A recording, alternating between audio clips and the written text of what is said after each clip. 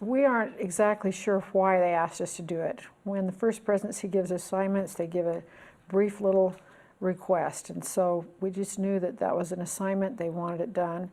And in the way of the Lord, I think we don't always know why. In the introduction of the book, it says that they recognize the sisters for their important contribution and service in the church throughout the history of the church, and also that they recognize Relief Society as an important part of the restoration.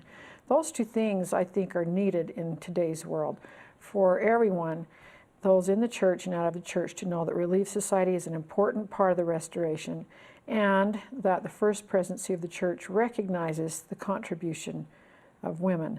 There's a third reason, and we might, I think I'll use these scriptures here since they're put here for our use. This is in Alma, chapter 37, and it talks about records. Alma is now turning over the records to his son Helaman to keep, and he's explaining some of the importance. He's trying to help his son know something about records. And he said that the records they had preserved so far had enlarged the memory of the people.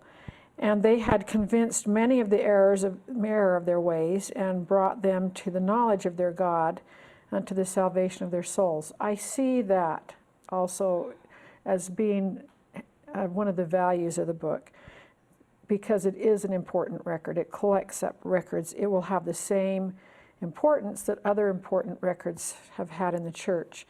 And then another thing he said, that we don't really know what's going to happen because of it. Maybe there'll be the means of bringing many to the knowledge of their God, but he talks about this having an important person known unto God.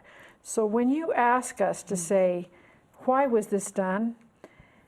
All we can say is that it was an assignment from the First Presidency. It was created under the influence of the Spirit, and we felt that Spirit and endorsement of the Lord all the way through. We knew He wanted it to happen.